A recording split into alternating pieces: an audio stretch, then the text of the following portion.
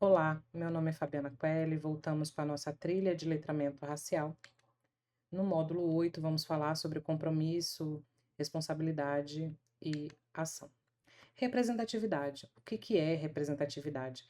É a presença de indivíduos que pertencem a grupos minorizados ou historicamente marginalizados em espaço de visibilidade, poder e decisão.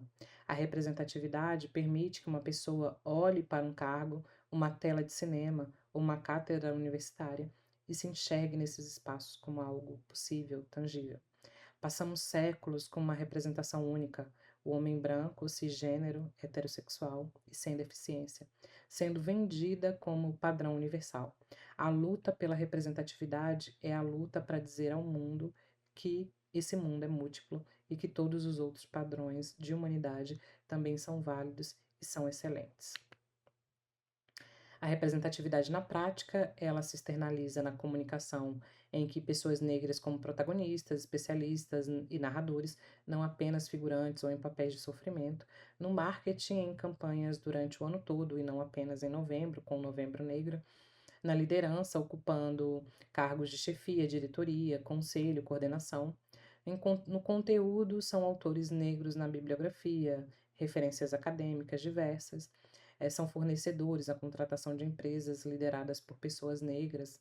Essa é a representatividade na prática. A comunicação inclusiva, que é o desdobramento prático de todo o debate sobre representatividade que tivemos até aqui. Ela é a ferramenta que garante que o compromisso e a ação não fiquem apenas no papel, mas moldem a cultura da instituição no seu dia a dia. Comunicar de maneira inclusiva não é apenas falar bonito ou evitar termos ofensivos, é garantir que a mensagem chegue a todos, respeitando suas identidades e eliminando barreiras. A língua portuguesa carrega heranças do período colonial, que muitas vezes replicamos sem notar. A comunicação inclusiva exige um exercício de vigilância e substituição de termos problemáticos. Priorizar termos que humanizam, como pessoas negras ou comunidade negra. E trabalhamos isso ao longo da nossa trilha. Sempre ao final, a gente traz ali expressões para que a gente faça essa comunicação inclusiva. A comunicação inclusiva também é uma prática antirracista que visa eliminar estereótipos e preconceitos na linguagem e representação, promovendo ali equidade para pessoas negras e minorias étnicas. Envolve o uso de terminologia correta, representatividade em campanhas e a desconstrução de expressões racistas enraizadas no nosso dia a dia, tanto no ambiente corporativo quanto no ambiente social. Então, tudo comunica, né? Não só a palavra comunica, mas a imagem também comunica. Então, a comunicação excludente é quando se associa a criminalidade à pele preta. O padrão estético acaba sendo único, uma pessoa branca, loira, de olhos claros. A minoria, para se referir aos negros, que na verdade são grupos minorizados, assim como as comunidades e a população indígena, os povos originários. A comunicação, inclusive, ela trata os fatos sem isenção racial, a diversidade real de corpos, cabelos e traços e não apenas um padrão único. A comunicação inclusiva traz população negra, pessoas negras que são grupos minorizados e não para falar dessas pessoas se referindo como minorias, tentando ali realmente deixá-los numa situação de uma pessoa menor, de algo menor, sem importância. A comunicação inclusiva também, ela tem que estar ali e se reverberar na acessibilidade. A inclusão racial ela deve caminhar junto com outras ferramentas de diversidade. Uma comunicação inclusiva é aquela que pode ser consumida por qualquer pessoa. Por isso é preciso ter autodescrição, descrever imagens em posts e materiais didáticos para que pessoas cegas ou com baixa visão saibam quem está na foto. Isso ajuda a marcar a presença de pessoas negras em materiais visuais, utilização de libras e legendas, garantindo que vídeos e aulas sejam acessíveis à comunidade surda.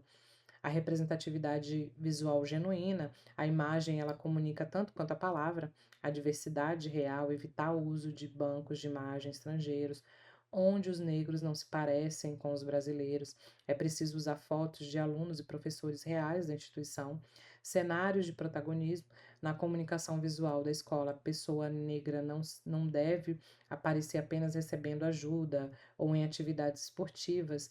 ela deve ser mostrada em laboratórios, bibliotecas e posições de liderança, para que a gente desfaça aquele viés inconsciente do trabalho braçal, da força, né, ou de uma pessoa que sempre precisa de ajuda, e coloque ela, desfazendo esse viés inconsciente, esse racismo inconsciente, colocando ela num lugar de produção de conhecimento.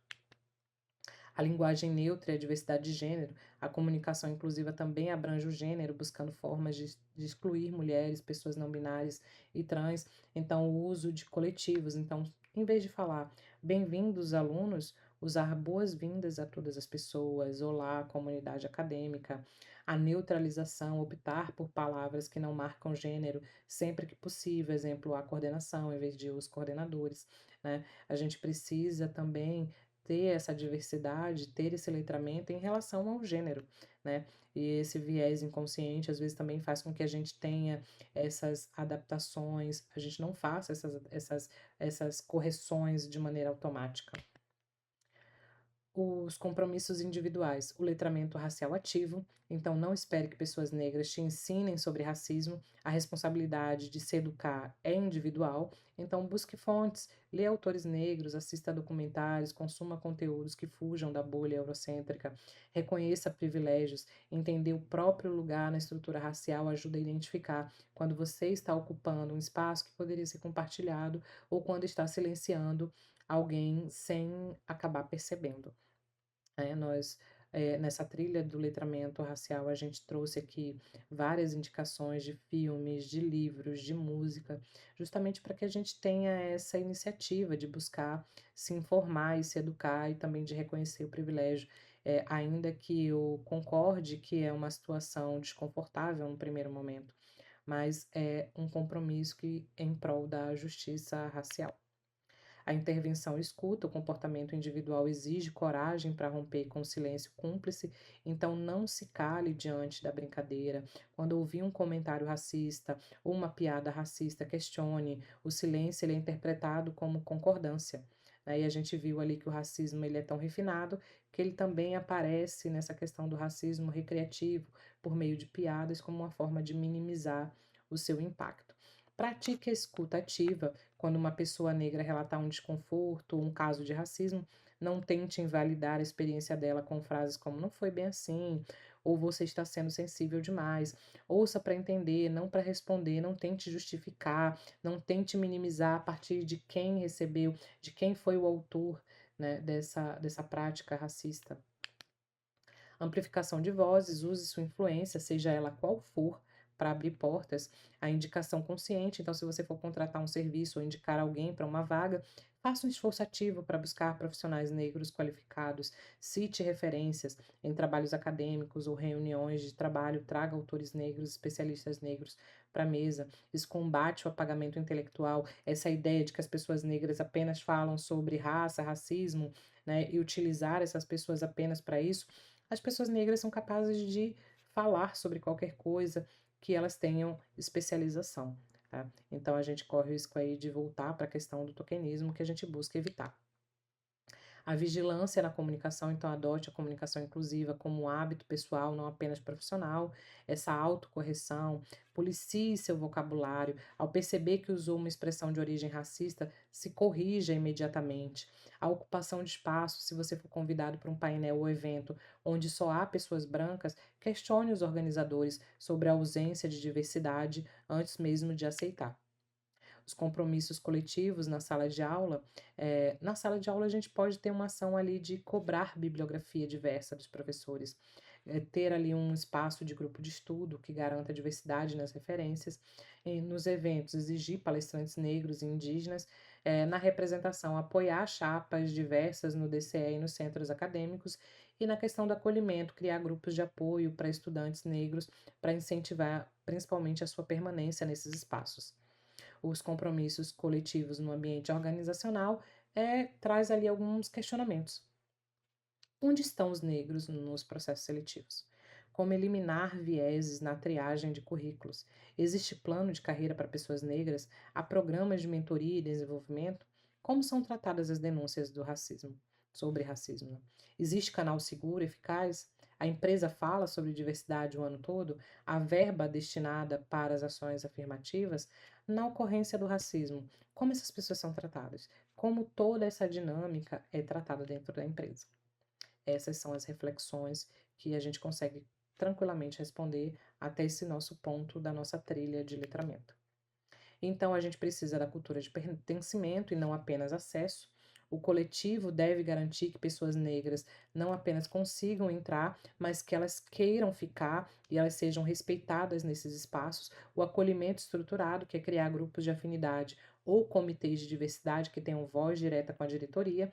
O combate ao isolamento, que é garantir que as políticas de contratação evitem o tokenismo, ter apenas uma pessoa negra para representar todo um grupo, promovendo equipes que sejam verdadeiramente mistas.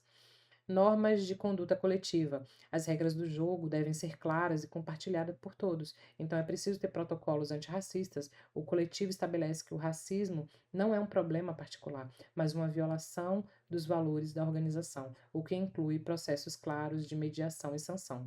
A segurança psicológica quer criar um ambiente onde todos se sintam seguros para apontar falhas ou vieses sem medo de punição, transformando o erro em aprendizado coletivo.